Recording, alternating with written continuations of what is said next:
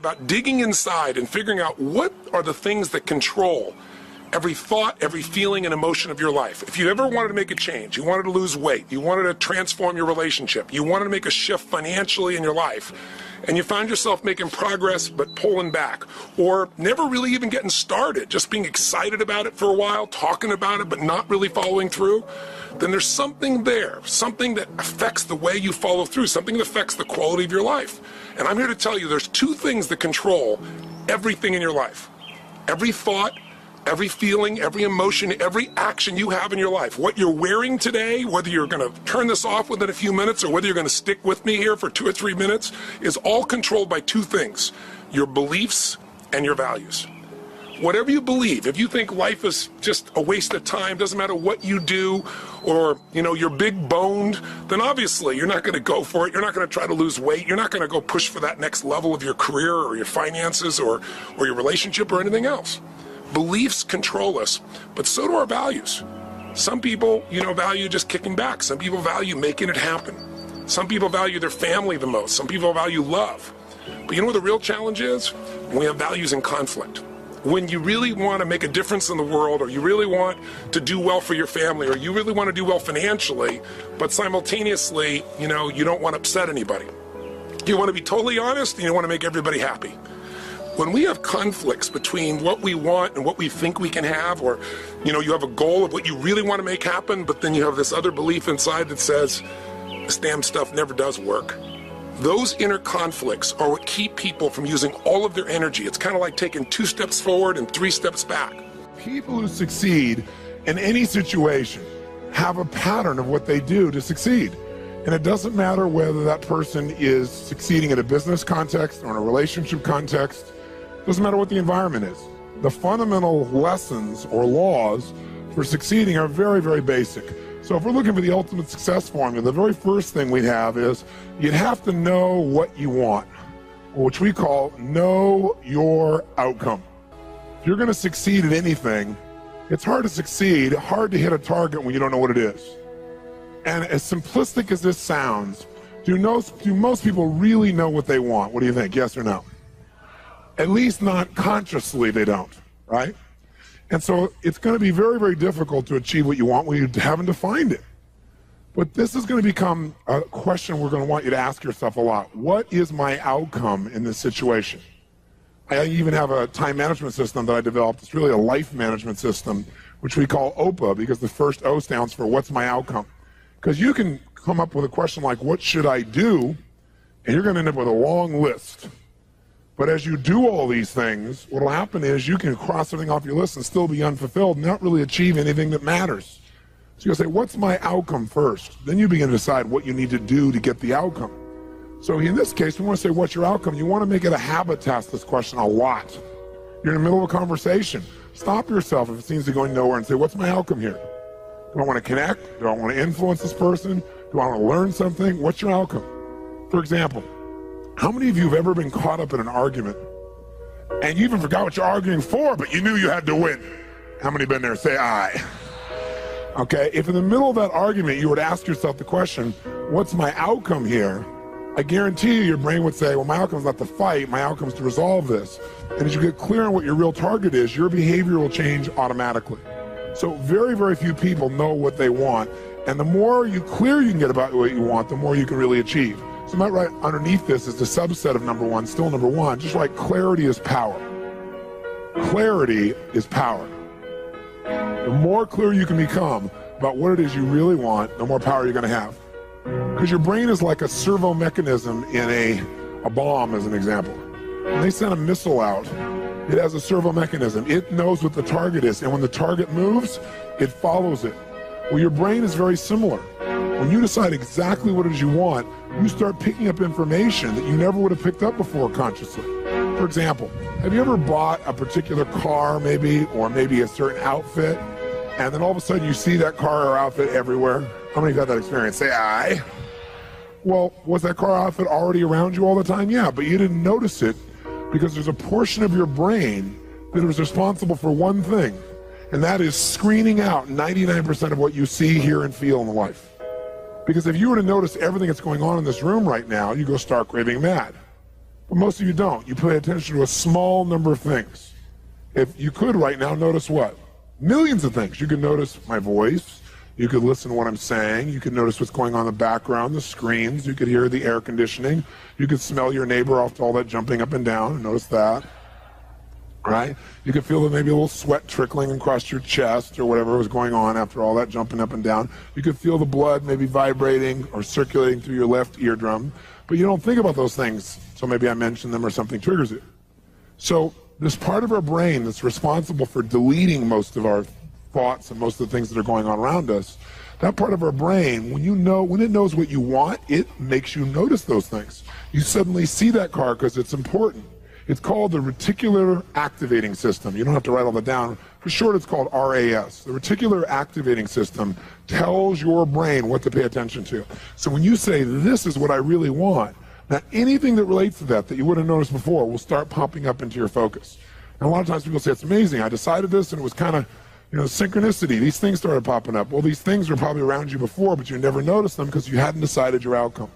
Now, when you know your outcome, you're ahead of 95% of the population. But that's not enough. The second thing you got to know is a lot of times you know your outcome, but you lose your drive. You want something, but you forget the most important thing, which is know why you want it.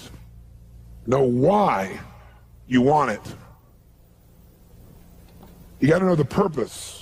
In our OPA training system, when people are managing their lives, we have them ask, what's my outcome? And then why do I want this? Because any person successful, really successful, knows exactly what they want and they know why. The reason you gotta know why is, remember I said yesterday, reasons come first, answers come second. You get enough reasons, you can get a big enough why, you can figure out how to do about anything, but you gotta have purpose because purpose provides drive. Now, if you know what you want and you know why, you're light years ahead of most of the population, but you gotta go the step that most people seem to avoid, and that is you gotta take massive what? That's right, and the key word there is massive. Massive action can be a cure-all when you know what you're after and you know why you want it. Because when you know what you're after, when you take action, you won't just be expending energy, you'll be moving yourself in a direction towards something you really, really want. And by the way, last night we called taking massive action personal what? Power, which means the ability to take action. And what stops people from taking action? Primarily what? Fear. And the way you get over that fear is, what do you think is the number one fear most people have? Failure. And the reason is they feel if they fail, they won't be loved. They'll be rejected. They'll be hurt. They'll be judged. So what they really are afraid of is losing love. And they think that this rejection, or I should say this failure, will lead to that rejection or loss of love. The truth of the matter is you can't fail unless you don't try. If you try something that doesn't work, you just learn from it, and that'll make you better the next time you go about it. Now, if you know your outcome, know why you want it, and take massive action, you're now in the most small percentile of people on the planet. So what's the next step, though? Well, you can take a lot of action and get caught up in a pattern. Like become so determined that you became like tunnel vision, like, I know this is going to work. And so you keep running east looking for a sunset with total certainty and a lot of belief, high standards, still doesn't work. So what you have to be able to do to succeed so you don't get caught up in some old pattern is you got to know what you're getting. Know what you are, know what you're getting. The word we use for this, as for short, is we call it sensory acuity. Sensory acuity is the idea that you want to become acutely sensitive to whether what you're doing is working or not. You don't want to just say, okay, I know what I want, I know why I want it, I'm just going to make it happen, this is how I'm going to do it. You keep hammering it, hammering it, hammering it, doing something that doesn't work. And people do this all the time, right? Do the same thing over and over again, expecting a different result. That's called insanity. You can't do the same thing again and again, expect a different result when you can see it doesn't get the result. But we get caught up in our patterns. So we want to get really sensitized, acutely sensitized, sensory acuity, to whether what we're doing is working or not. And by the way, sensory acuity is really the measure of a person's intelligence. What I mean by that is, how do we measure intelligence? Intelligence is a measure of the number and quality of distinctions you have in a given situation. Like, for example, if you talk to Eskimos, that's actually not the politically correct term anymore, I guess it's Inouye. If you talk to an Inouye, what we formerly called Eskimos, you'd find out that Inouye have more than a dozen words for the word snow. More than a dozen. Now, I'm from Southern California. Guess how many words I have for snow? One. I don't see any of it. It's called snow, baby. right? But they got to know what kind of snow. They got to make more refined distinctions to be effective in the world, to get their outcomes. They got to know what kind of snow you can build an igloo out of, what kind of snow you can take your dogs through, what kind of snow you can eat, right? What kind of snow you're going to fall through. So who has more intelligence, who has more power in that snowy environment? The Eskimo or me? Which one? Eskimo, because they have more sensory acuity. They have more refined distinctions about what each of these elements mean versus I just see it as snow. Now, if you took that Eskimo and you stuck him in my car in Los Angeles, then we'd find out that maybe I have a little more intelligence because he might try to steer the thing using the rearview mirror, right? He just doesn't know. So since he doesn't have that acuity, he doesn't have those distinctions, he wouldn't do terribly well there. See, some people I could hold this up and I could say, what is this? And they'd say, well, it's a cylinder. Other people say, no, that's a blue, white, and black cylinder. Someone else says, no, that's a blue color marker. A few people say, no, that's not just a blue color marker. That is a Pilot super color, bride and wide color marker, and if you get it in your clothes, it'll never come out. Now, which one of those people has more power? 1, 2, 3, or 4? 4, because they have the largest number of distinctions. So now, if you know your outcome, you know why you want it. You got your purpose. You got your drive. You got your A and OPA. This is outcome, purpose, action. You know the massive action. You're taking action, and you notice if it's working. What happens if you notice it's not working? You're taking action, but it's not getting you closer to your outcome. What's the obvious 5th step? The 5th step is change your approach.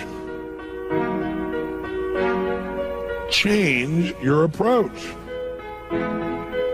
If what you're doing, your acuity says is not working, change it. Now, what if you change your approach and that's still not working? Then what would you do? What would you do? Come on, what would you do? Change it again. Keep yourself in a peak state. Sit up in your chair. Some of you have gone back into that deep hypnotic state of learning, I can see. And what if you tried that and it didn't work? Then what would you do? What if that doesn't work? What do you do? And what if that doesn't work? What do you do? What if that doesn't work? What do you do? What if after all that it still doesn't work? What do you do? And what if you try that and it doesn't work? How many times? Until you find out what works. Do not say to yourself, I've tried everything. That's bull. If you tried everything, you'd have what you want. Well, I haven't tried everything, but I've tried millions of things. Millions? Number them, name them. Well, maybe tens of thousands. Tens of thousands? Name 1,000. Well, maybe 100. Name 100. Well, maybe I did these 2 things over and over again that don't work. Okay? But when we start saying, I've tried everything, we tend to incant that, don't we? We make it an incantation, and then we believe it. And since we think we tried everything, we just give up. That's garbage, not true. Hey, let me ask you a question. How long would you give your average baby to learn how to walk? You know, before you shut them off and didn't let them try anymore. You go, what are you, crazy? My kid's going to keep trying until he or she walks. Ah, magic formula.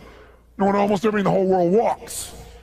Okay? So this is the ultimate success formula. It comes down to knowing what you want, why you want it, taking massive action, know if it's working, and simply changing your approach until you get it. That's it. Anyone who succeeds does this. They may not call it Robbins' ultimate success formula, but I guarantee they did it. I mean, corny example, Thomas Edison, these lights in here. Did this guy know his outcome, yes or no? Yes or no? He was absolutely clear. Without knowing the outcome, he couldn't have built that in a million years. It didn't exist before. He had to decide he wanted to create this result without the use of candles. Did he know why he wanted to do it? You bet. You read his writings, this man had a sense of incredible purpose and drive. Did he take massive action, yes or no? Oh, yes. Tens of thousands of experiments. Did he notice when it wasn't working and learn from it, yes or no? Did he keep changing his approach?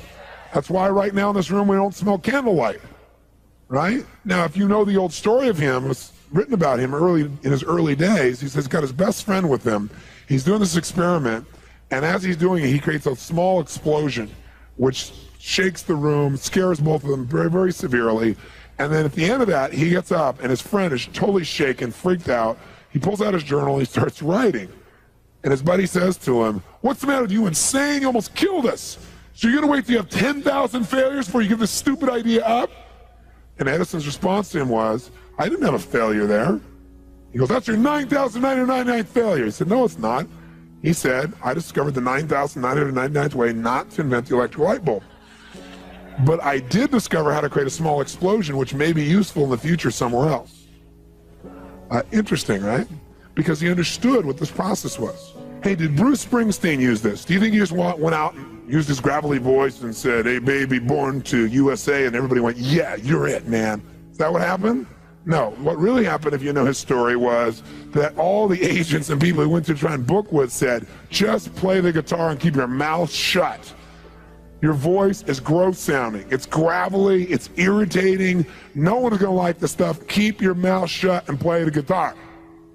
But he knew what he wanted. He had all the drive you can imagine, knew why he wanted, took massive action, kept changing his approach until he got what he wanted. How about Sly Stallone, Sylvester Stallone, Rocky? Rocky's story is this even, right? But Sly's is too. Sly's a good friend of mine. And when I first met him years ago, he's listening to my tapes and stuff, and he invited me over for dinner. We started talking, and I said, you know, I've heard your story from other people, but I really love to hear it from the horse's mouth. I don't know how much is mythology, you know, urban myth, and how much is true. So he told me his whole story. He said the essence of it, though, was, he said he knew his whole life what he wanted to do since he was very, very young. He wanted to be in the movie business, period. I mean, not just TV, movies. And he said why was, for him, it was a chance to have people not only escape, but to inspire people. And by the way, that drive is what made most of his movies, inspire people to what they're capable of, to overcome unbelievable obstacles, because in his own life, he felt like he did that. When he was born, he was pulled out by the forceps. That's why he looked the way he did. That's why he talked the way he did. And he said, so I really want to do that. And he said, I knew why I wanted to do it, and I wasn't willing to settle for anything else. And he said, what happened was, I went out to try and get jobs, and it's not like I went, hey, Adrian, they went, you're a star. It didn't work out real well. They looked at me and said, hey, you're stupid looking, do something else. You know, what is it talking like this? There's no place for you in that stuff. You're never going to be a star in the movies. You're insane. No one's going to want to listen to somebody who looks dopey and talks out of the side of their mouth, right? And he got no after no after no after no. He said, I was thrown out more than 1,500 times of agents' offices in New York. I said, there aren't 1,500 agents in New York. He said, I know. I've been to them 5, 6, 7, 8, 9 times. He said, remember one guy, I went in there and I got in there at 4 o'clock and he wouldn't see me, so I stayed there and I would not leave. And I stayed overnight. They came back the next morning, I was still sitting there. He said, that's how I got my first job. The guy said, fine, come in here. And he sat down and he went through this and he gave me my first movie. I said, oh, really? I thought Rocky was your first movie. He said, no, this other movie, I'd never heard of it. He said, I said, well, what character did you play? He said, well, I was in it for about 20 seconds. I was a thug that somebody beat up. He said, because they made me feel like, you know, people hate your guts. You getting beat up will be a good thing. And he did like 3 movies like that. Never got anything. Kept going out. Rejection, rejection, rejection. So finally he realized it wasn't working. So he changed his approach. He said, I was starving, by the way. He said, I couldn't pay for even to have heat in my apartment. My wife was screaming at me every day to go get a job. I said, well, why didn't you? He said, because I knew that if I got a job, he said, I'd get seduced back and I'd lose my hunger. He said, I knew that the only way I could do this is if it was the only choice, if I burned all other bridges. Because if I did a normal job, pretty soon I'd be caught up in that rhythm and that stuff, and I'd feel okay about my life, and I feel like my dream would just gradually disappear. He said, I wanted to keep that hunger. That hunger was the only thing I thought was my advantage. He said, my wife didn't understand that at all. He said, we'd have these vicious fights, and he said it was freezing. So I was broke, we had no money, and he said, so I finally went to the public library one day because it was warm. So I didn't want to read anything. So I went in, New York Public Library. He said, I was hanging out there and I sat down on this chair and somebody left a book there.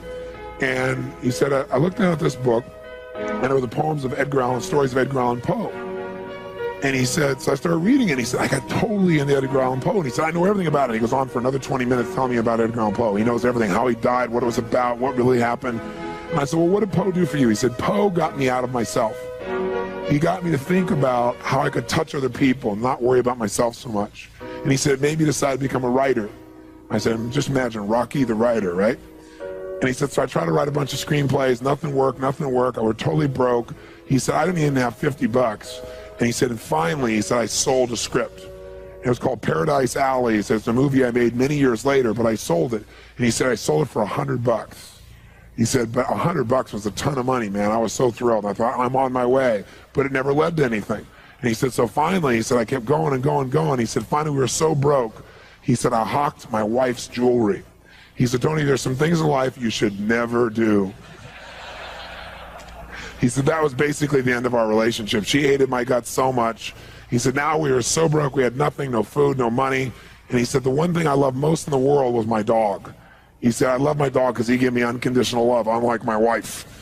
And he said, so what happened was, though, we were so broke that to survive, I couldn't even feed my dog. So I went to a liquor store. He said it was the lowest day of my life. And I stood outside the liquor store trying to sell my dog to strangers. He said, I tried to sell my dog for $50. And he said that finally this one guy negotiated with me and bought my dog for me, my best friend on earth, for $25. He said, I walked away from there and I cried. He said, it was the worst thing that ever happened in my life. He said, 2 weeks later, I'm watching a fight between Muhammad Ali and Wepner, this white guy that's getting bludgeoned but just keeps on coming even though he gets the hell beat out of him. And he said, I got an idea. He said, as soon as the fight ended, I started writing. He said, I wrote for 20 straight hours. I did not sleep. I wrote the entire movie in 20 hours straight. Right then, saw the fight, wrote the movie, whole thing, done.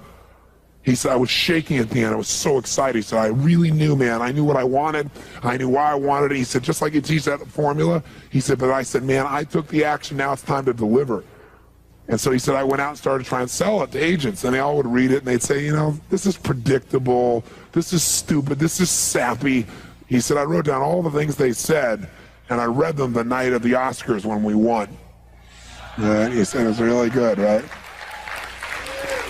The greatest revenge is massive success. And he said, so what happened was, he said, I kept going, trying to sell it, nobody going, I'm broke, I'm starving. He said, finally, I meet these guys, they read it, and they believe in the script, and they love it. And they offer me $125,000 for my script. I said, oh my God, you must have been out of your mind. He said, I was. I said, just one thing though, guys, you got a deal based on one thing. And they said, what's that? He said, I got a star in it. They went, pfft. What are you talking about? You're a writer. I said, no, I'm an actor. I said, no, you're a writer. I said, no, I'm an actor. That is my story, and I am Rocky. He said, I got to play it. You know, I got to be the head person. I got to be the starring role. And they said, there's no way. We're not going to pay you $125,000, take some no name and stick you in that and throw our money away. We need a star, you know? And they want to have Ryan O'Neal play Rocky, to give you a picture. Can you imagine? That's who they picked, right? And so he said, no way, Ryan O'Neal isn't Rocky, I'm Rocky. Went through this whole thing, right? They finally, they said, well, take it or leave it. He said, I left the room. I said, if that's what you believe, you don't get my script, and he left. Here's a man with no money, none, totally broke, offered $125,000 more money he'd seen in his lifetime, and he walked away because he knew his real what? Knew his real what? And why he wanted it, he was committed to it. So he said they called him a few weeks later, and they came and brought him back, and they offered him $250,000 not to star in his own movie. He turned it down, $250,000. They came back, their final offer was $325,000. They wanted this thing. He said, not without me, and they said no. They finally compromised, and they gave him $35,000 and points in the movie, because they said, if this is going to happen, then you're going to take the risk with us. And the bottom line is, we don't think it'll work, but at least we won't spend a bunch of money on you. And then they only spent $1 million to make Rocky, and it grossed $200 million at the time. I mean, it was done pretty well. But what's interesting about this is, I said, what'd you do? I mean, even $35,000, it's not $250,000. That's a lot of money when you don't have 25 bucks.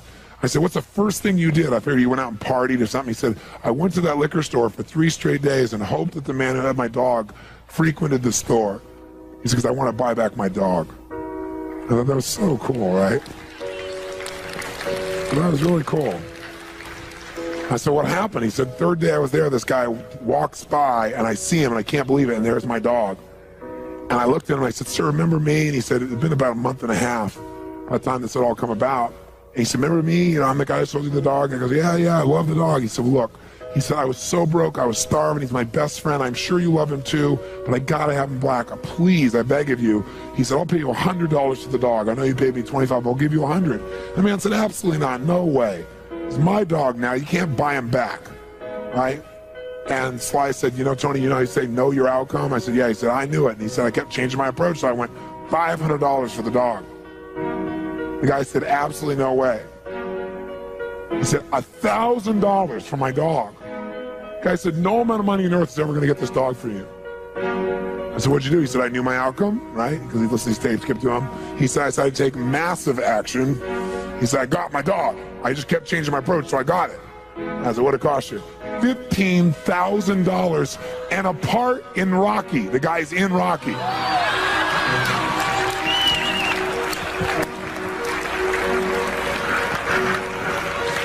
You know that dog in Rocky, Butt Kiss? That's Sly's real dog, right? That's the dog. He bought him back. So he put his dog in the movie, and he put the guy in the movie and paid $15,000 while he had $35,000. Isn't that pretty cool? Pretty awesome. So there's always a way if you're committed. Just got to keep changing your approach.